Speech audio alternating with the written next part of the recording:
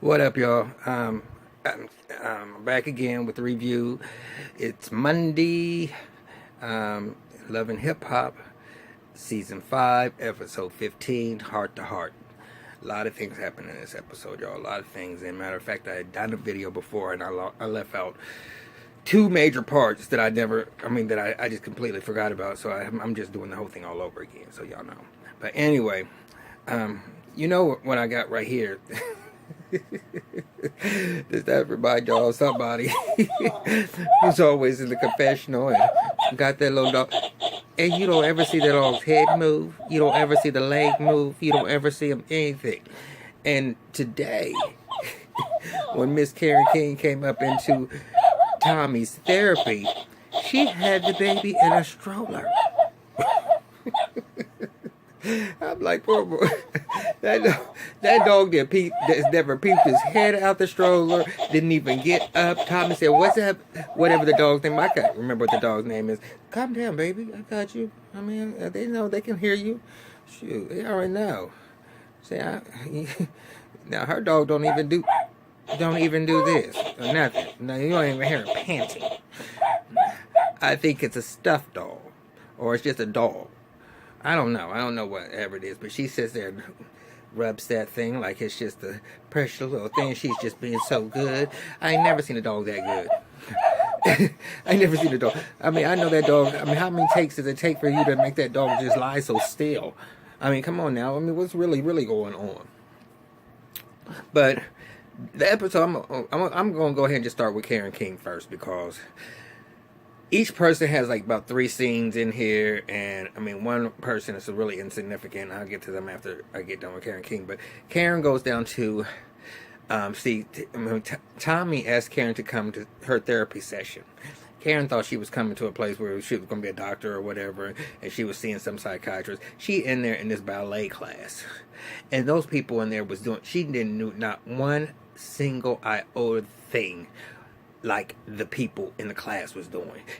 They was all in the formations and doing their little moves or whatever, and she's just flopping around like she's just in there just for show. I mean, who even let you come into their class like that and disrupt their class if you just gonna be flipping around and you ain't even serious about what it is that you're doing? That's where that whole scene was just fake. It's just fake. I mean, because who's gonna allow you to actually come into their class when they trying to be serious and they got somebody in the background flipping and going, I mean, come on now. Enough is a fucking goddamn enough. So she come out and she's like, "Oh, I gotta tell you." I mean, she said, KK said, "What type of therapy is it?" She said, "It is really rejuvenating." And I'm like, "Bitch, you wasn't even." She said, "You looking a hot mess out there." And she said, "Have you been drinking?" I might have had a glass of Chardonnay, but fuck that. I need to do something because everything just seems to be going crazy ever since Scrapton left. Well, bitch, if we really gonna tell the real story, you and Scrap really was not the fuck together, okay? All of y'all just kind of came together and said, we're gonna go on this motherfucking goddamn show and we're gonna make this happen, because when it all comes down to it, all of y'all shit is motherfucking fake. Your whole storyline is fake, okay? And that's from everything that I've been reading, okay? So you can cut the motherfucking bullshit, Tommy, but KK said, "Have you been drinking?" She said, "Because it seems like ever since Scrap went away, you have just been acting out." And she said, "And I got so much going on with me right now, Tommy, that I just can't deal with all this because I'm missing Scrap." She said, "I never know if nobody going to do what he did." I said, that bitch then went from 0 to 100 just like that.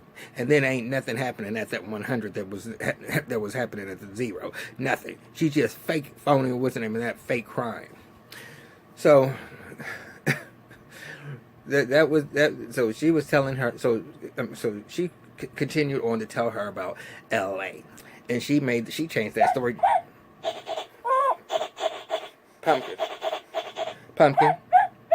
Pumpkin, come on now. Daddy's trying to sit there and tell the story. So she's telling the story her way. She didn't tell about the fact that she's eating Jocelyn's pussy and Jocelyn's eating her pussy, and she making it seem like Stevie wanted to be a part of this threesome. Stevie didn't want a part of it. He said, "I'm gonna let your girls go ahead and go and do what y'all gonna do," and y'all went up in the motherfucking bedroom and did whatever nasty shit you doing. And Jocelyn, I can't. You really let it be known that you a hoe.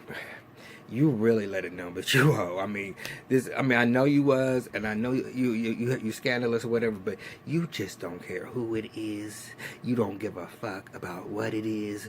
You just don't care. You're nasty, absolutely nasty. So, but okay, so that was Kay. I mean, so now Kay. I'm gonna get her all her little scenes out of the way. So then she's gonna go. She said, "I gotta find out what's going on." So she goes to Stevie J. And Stevie J, sit there. He's like, "Yeah, my sis asked me to come down here and to the studio. You know, I mean, family, so I'm always gonna be right there. She asked me to come." So she was saying, "Well, Tommy told me that she seen y'all in L.A. and you was trying. Yeah, I mean, I was trying to have a threesome with her." And he said, "What?" She said, "Did you?" He said, "Nah, cause sis, you know I ain't gonna sit there. I mean, why would I sit there and mess with my nephew's girl like that? I mean, come on, you know, I might be sleazy, but I can get plenty of girls. Why more would I want her?" And she said, "You know, I mean, no, because she's just been a little bit off the wall. But I am proud of KK because I didn't think it was going to be this season, but I'm glad it was after Scrap left. That, you know, she finally gonna call and be the woman that she needs to be so she can see her grandson King." And she called up Tierra. Tierra went over there, leery as a motherfucker, because she had that look on her face like, what's going to really be happening here? But KK sit there and you know, apologized and said, "You know, I really want to be a part of my grandson's life, and I know it's important to Scrap for us to get along. I'm trying to so she's gonna help her, Tierra plan his birthday party that's coming up," and so that was a good thing. But with Tierra, Jocelyn decides to call Tierra over. You know, she just know her from being at that pool party. She don't know I'm in Scrap's girl, I'm baby mama, but she just trying to be messy and start some motherfucking goddamn shit. So she called her over there, and was telling her about how Tommy was in L.A. and was trying to eat her pussy and trying to sleep with Stevie J, and she was trying to have a threesome and all this other type of shit. And Jocelyn only called her over there because she wanted it to get back to Scrap. And Jocelyn had heard. Oh, I did leave this part out. Tommy claims that Jocelyn had called the police on her when she was in L.A. and had 9 or 10 cops come to her door talking about there was somebody with a warrant in her room. Now, Jocelyn is sitting there. Somehow or another, this has gotten back to Jocelyn. Very quickly. And she was sitting there saying, "Well, I don't know where that bitch got that from that I called the police on her, but she got me fucked up and twisted." And the next time I see her, she better not be coming out of her mouth like that. But she did that. She did this because she wants Tierra to go run back to Scrap and say that Jocelyn is sitting. I'm telling me is doing all this motherfucking goddamn shit. So,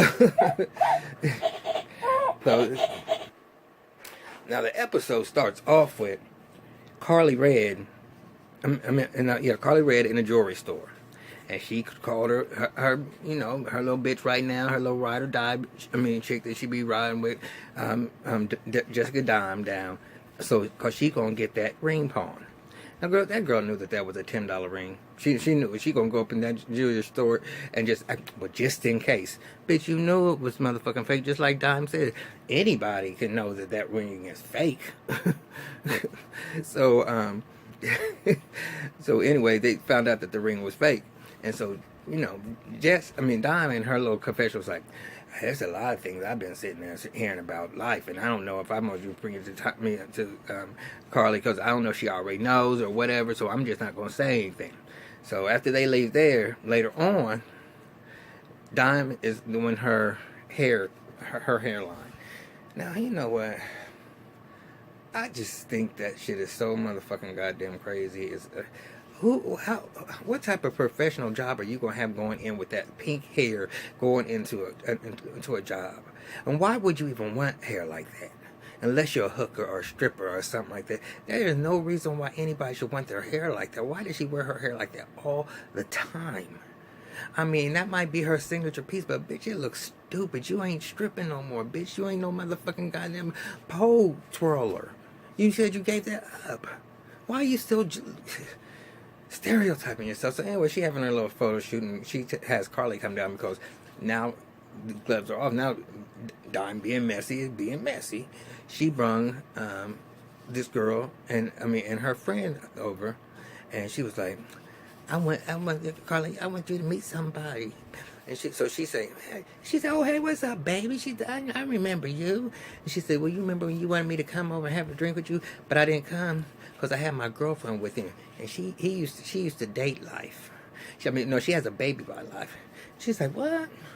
So Carly's, automatically just thinking this is just some fakery or whatever. So they called the girl over there, and she said, no, I was there. I was with him when y'all first started dating. He was with me when y'all first started dating. And I didn't know if you knew that I was a part of it. She said, no. And so Dime was like, oh, I'm going to let y'all go ahead and just have this talk, just between y'all two. And so her and the other girl who brought the baby mama there went over to the side and was just sitting while they talked. She said, look, the baby mama, she said, I didn't come here, try to start nothing with you. I'm not following you or nothing like that. I just thought, I don't know if you knew. She said, well, I ain't trying to feed and all this stuff and shit. She said, well, I can show you. And she pulled out the DNA. Now, that's what Carly just said. Who carries that shit around? But she did. And it was Life's baby. So, she pulled out some shit. So now Carly's going to sit there and try to start fighting her. Because talking about she's thirsty. And bitch, no, bitch, you was the motherfucking probably broke up their motherfucking goddamn shit because you a hoe. You always breaking up somebody. You always in the middle of something, Carly Red. Damn, come on, girl. What's wrong with you? Come on now. Come on. This enough is enough, girl. Come on. Right, pumpkin? Shoot. But anyway, so later on in the episode, she gonna sit there and go to see Life, because Life is doing his video. He's doing his video with that girl who was claiming to be his wife, the one from Germany, because Shirley said, and I recognize that bitch. Anyway, so after he shoots that scene, how people be at these video shoots and and in the studio and be doing business and just can take breaks whenever you want to. They did it with K. Michelle and so. Just people just popping in and you just stop doing. Oh, I'm gonna stop doing this right now because I got this person who ain't putting no dollars in my pocket, ain't paying none of the studio time or none of these camera people's time. Why in the fuck? How they just gonna stop doing what they doing? But this is Love and Hip Hop. Okay, so reality. / question mark. Because some of this shit is just so fake. You just come on now, it's not even real. So he's sitting there saying he's sitting there saying, well, I know I just got a call from my baby in his confessional. My baby mama just called, and I know that there was some type of little altercation between her and Carly Red, but I don't know why there's any altercation because me and Carly Red ain't got nothing going on. So she thought she was going to be the boss and sit there and, cuss him out, talking about he ain't shit, blah, blah, blah. Life ain't even studying her at all, period. He ain't studying her, and then she going to walk off like she done told him. She ain't telling nobody shit. Okay, now a little side note. This is the only little thing. They was in and out, and it was pretty much that this is all that they contributed to the whole episode was Tammy meets up with Lil Scrappy. And Lil Scrappy's trying to act like he trying to get some insight on what he could do to win Bam back. And he already know that she wants a ring on her family. She didn't told him, but point blank, period. But he act like he don't know. Talk about I'm getting a necklace with man, I don't know what the fuck he was talking about. He had came up with some fucking brilliant idea or whatever. And Tammy looked at him like, something more permanent, something more steady. And then, so, he already knew what she was talking about. So, he just playing little games or whatever. But I don't even know why they even put that segment into the whole episode. But then we're going to go back to Jocelyn. Okay, because I mean, cause the last thing I'm gonna talk about is something that's really irritating me. But we're gonna go back to Jocelyn. Jocelyn is doing her little video where with some what was his name, Dino or something, that's helping her producing her album or this video or whatever. I can't even, Fred Dentino. I don't know. I can't remember what his name is. But anyway, she's up in there, and so anyway, that's when Tierra came to see her, and she gave her that tea. But later on, Jocelyn's up in her house or wherever she's at, and she got bitches dancing out in front of her, and she's eating strawberries, and I'm like, you know what, bitch? And then Tommy come in there, dressed like the hoe that she is, got her little black hood on, she's sitting down, and you know Tommy was talking all that shit. When she see motherfucking Jocelyn, that bitch is gonna motherfucking pay. So what Jocelyn started talking, she said, so what's up? And she said, no, what's up with you? And she said, because I hear you sitting there saying that I call the police on you, and I don't have to call the police on nobody. But let me tell you something, I will. And there might have been a little discussion back and forth, you know, where they was kind of getting heated. But, you know, it never takes too long for Tommy to go from 0 to 100. And so she throws a bottle over at Jocelyn, and Jocelyn is like, bitch, you gonna go to jail now, bitch. You wanna know what? You said I'm gonna call the police. I'm gonna call the police now, bitch. You gonna end up in jail. I see you in jail. Say. So anyway, she kicks her out of her spot, and she, come on, girls, come back, come on back up in here and shake y'all's asses. I'm like, you nasty bitch. Is this what you want people to know about you? I mean, for real, is that what you really you want your life to be so nasty and downgrading? But I mean, this last part of this segment, and I don't know if I'm remembering everything the way everything is, but I'm sure I am. I'm probably rushing it a little bit, but I gotta go to Mimi.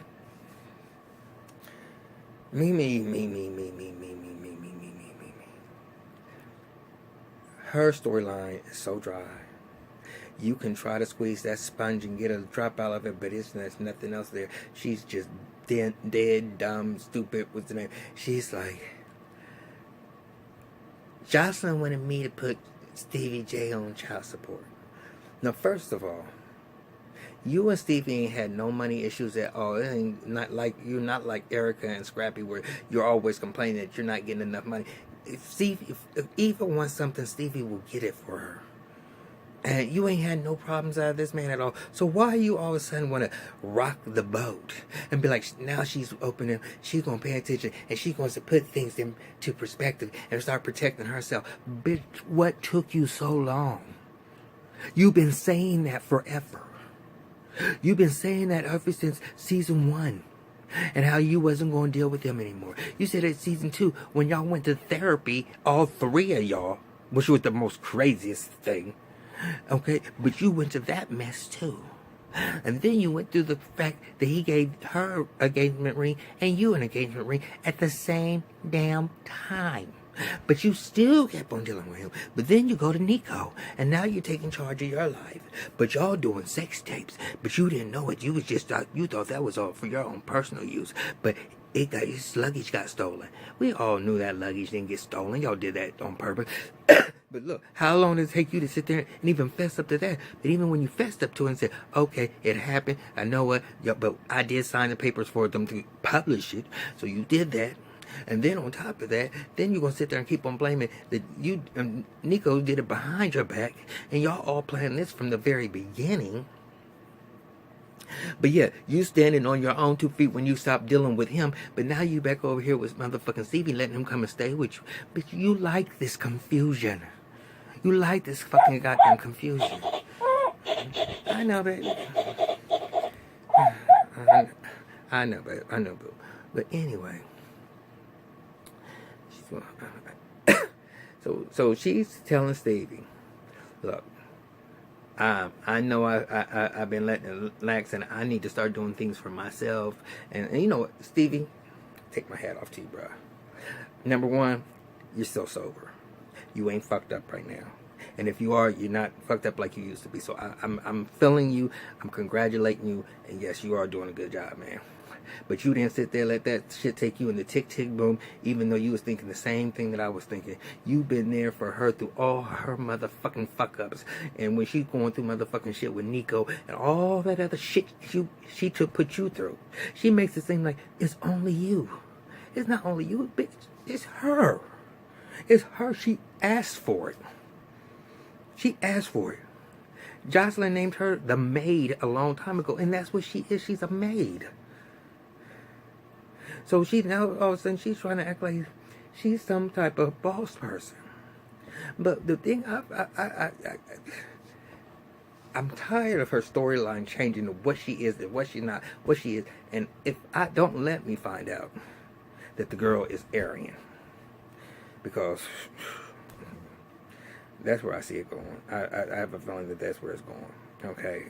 But all of a sudden, I've been knowing this person for a long time. You said you was knowing Chris for a long time, but you wasn't knowing Chris for no long time. You wasn't.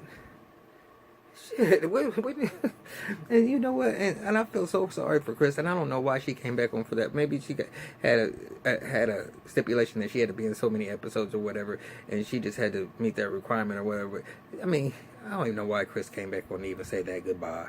Because how they brung her back on there to where, like, she's been blowing up Mimi's phone. Mimi, you sit there and make it seem like the bitch is just blowing up your phone.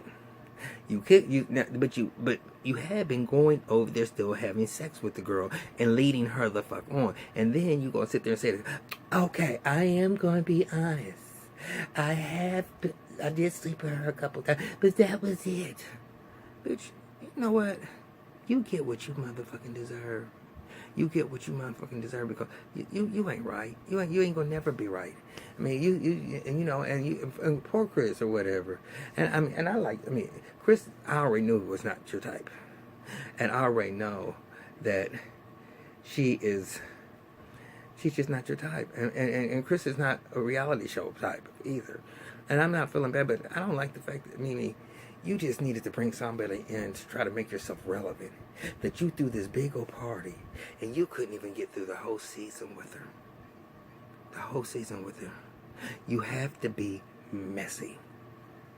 You telling Tierra about this new person. You and Tierra ain't no good girlfriends. Why in the world was you telling Tierra about that motherfucking shit last week? Huh? I don't want to hear anything about me.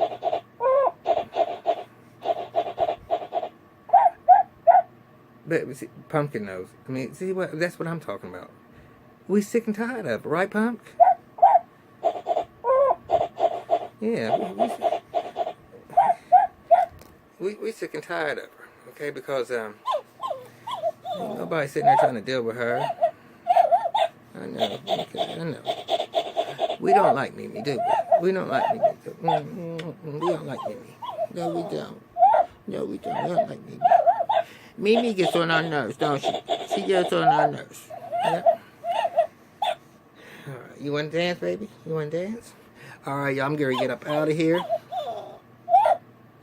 Just remember, you gotta have rock your body.